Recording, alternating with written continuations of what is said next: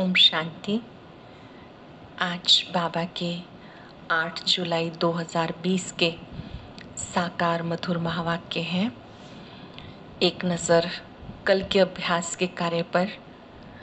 कल एक बहुत ही सुंदर बात जिसने हम सबको बहुत बल दिया कि कभी ये ख्याल ना आए कि कोई मुझे पूछे, कोई मेरे बारे में जाने, मेरी प्रशंसा करे।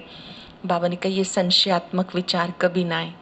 जब हम ये बात सोच लेते हैं कि मुझे किसी से कुछ नहीं चाहिए, मैं दिव्य गुणधारी आत्मा हूँ, मुझे सदा सबको देना है, तो काफ़ी समस्याएं हल हो जाती हैं। साथ साथ बाबा ने अचल बनने की बहुत अच्छी विधि बताई थी। याद करेंगे कौन सी? अचल बनने का साधन बाबा ने बताया था ड्रामा का ज्ञान, वह मीठा ड्रामा। जो भी दृश्य घटित हो रहा है उसे देखकर भी क्या क्यों ना आए।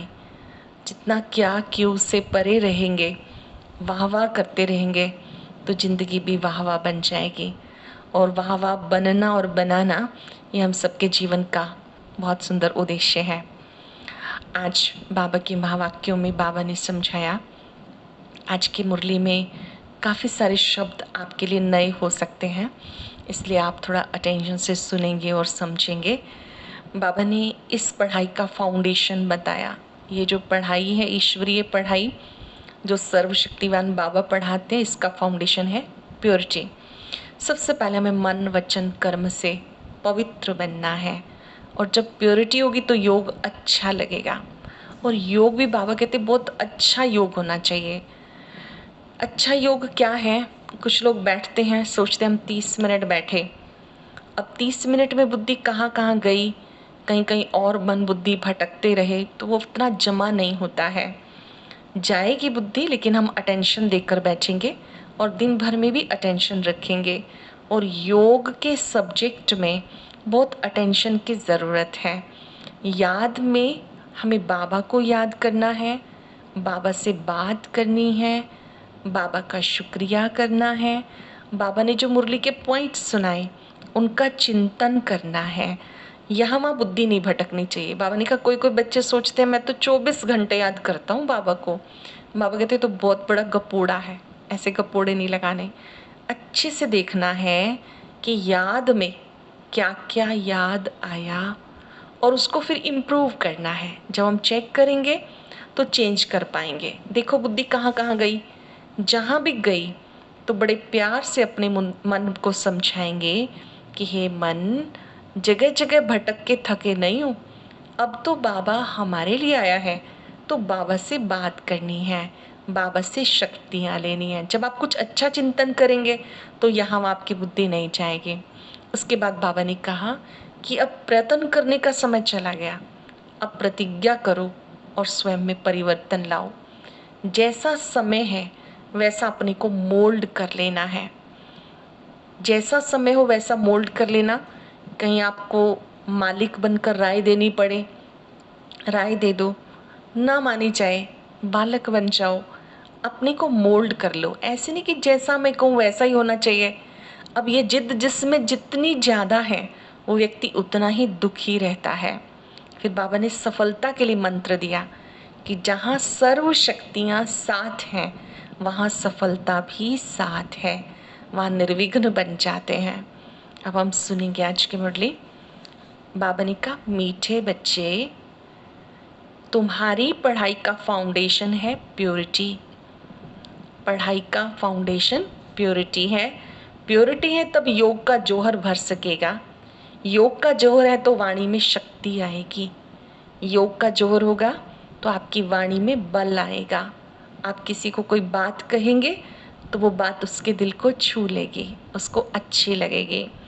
क्वेश्चन है तुम बच्चों का भी कौन सा प्रयत्न पूरा पूरा करना है? तुम बच्चों को कौन सा प्रयत्न अब पूरा पूरा करना है? कौन सा करेंगे? प्रयत्न पूरा पूरा जो हमें लगे ही रहना है, अच्छी तरह से अटेंशन देकर सिर पर जो विकर्मों का बोझा है उसे उतारने का पूरा पूरा प्रयत्न करना है। एक जन्म के नहीं, अनेक जन्मों के बोझ हैं। द्वापर से विकर्म करते आए, द्वापर के 21 जन्म, कलयुग के 42 जन्म, 63 जन्मों में वो सारा पापों का बोझा है, उसको बाबा की याद से उतारना है। बाप का बनकर कोई विकर्म किया तो जोर से गिर पड़ेंगे। एक तो जो पहले हो गई ज्ञान से पहले, और एक ज्ञान में चलने के बाद भी हमसे कोई कोई पाप होते रहते हैं, बाबा की हम निंदा कराते रहते हैं। ऐसा कोई काम नहीं करना। ज्ञान में चल के हम लड़ते झगड़ते हैं, अशांति फैलाते हैं, तो लोग कहते हैं ये कौन सा ज्ञान है। होना क्या चाहिए कि ज्ञान हो तो ऐसा, हमारी वजह से बाबा की ज्ञान की निंदा नहीं होनी चाहिए। बाबा ने कहा कोई विकर्म किया तो जोर से गिर पड़ेंगे। बीके की अगर निंदा कराई, कोई तकलीफ दी तो बहुत पाप हो जाएगा। पवित्र आत्माओं को अगर हम अपने कर्मों से दुख पहुंचाते हैं तो उसका भी बहुत बड़ा दंड होता है। बाबा कहते जो भी बीके हैं, अगर आपने निंदा कराई, तकलीफ दी तो बहुत पाप हो जाएगा। फिर ज्ञान सुनने सुनाने से कोई फायदा नहीं, दूसरों को ज्ञान सुनाएंगे भी सही, उसका कोई फायदा नहीं होगा। ओम शांति। रूहानी बाप बच्चों को समझा रहे हैं। क्या समझा रहे हैं? कि तुम पतित से पावन बन पावन दुनिया का मालिक कैसे बन सकते हो। पावन दुनिया को स्वर्ग अथवा विष्णुपुरी, लक्ष्मी नारायण का राज्य कहा जाता है। विष्णु अर्थात लक्ष्मी नारायण का कंबाइंड चित्र बनाया, इसलिए समझाया जाता। बाकी विष्णु की जब पूजा करते तो समझ नहीं सकते कि ये कौन है। लोग पूजा करते हैं, विष्णु जी को 4 भुजा दिखाते हैं और उसमें 4 अलंकार दिखाते हैं, शंख, चक्र, गदा और पद्म। कोई भी समझते नहीं कि ये कौन है। महालक्ष्मी की पूजा करते हैं, समझते नहीं कि ये कौन है। महालक्ष्मी को भी 4 भुजा वाला दिखाते हैं।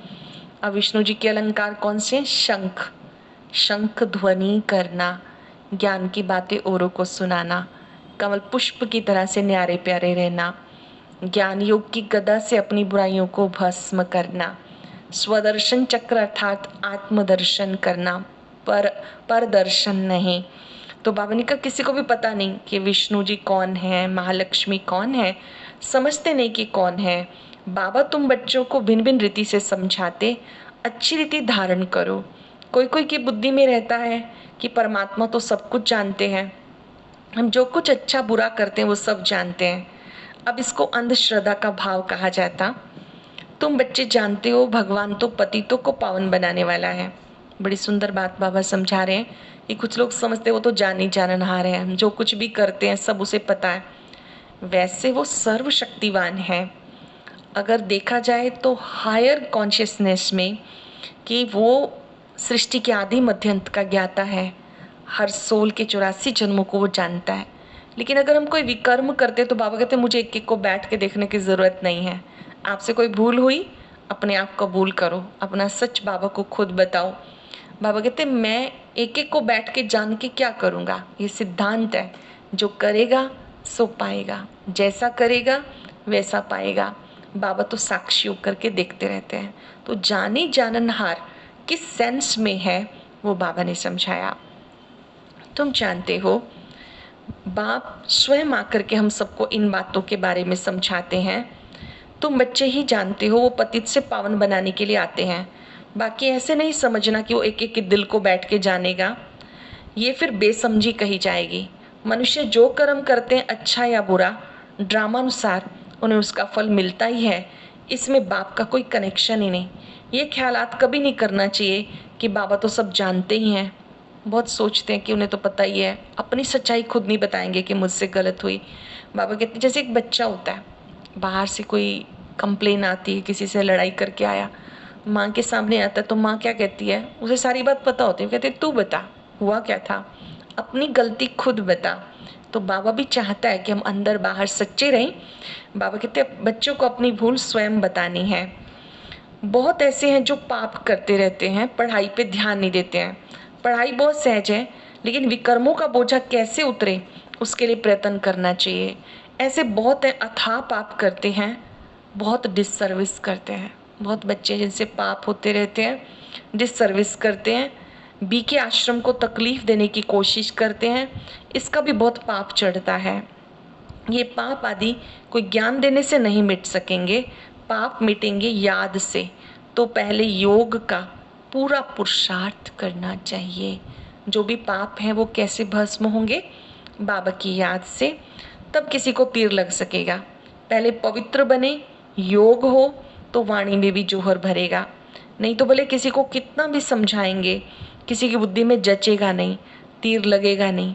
जन्म जन्मांतर के पाप है ना, एक जन्म के नहीं, जन्म जन्मांतर के पाप है। तो उसके लिए योग बल चाहिए, लंबी योग साधना चाहिए, पावरफुल योग चाहिए।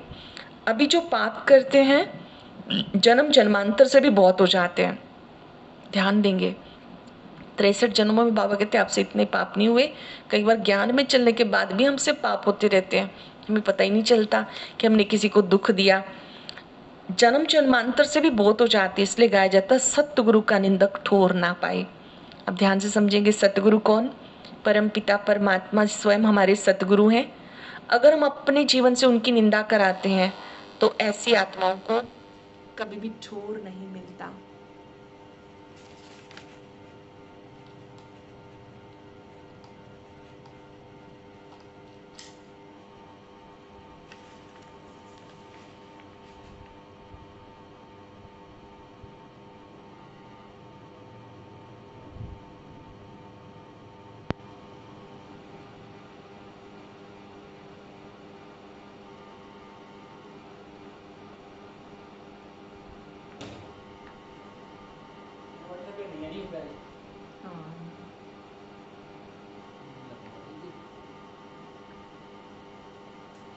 स्टार्ट हो गया।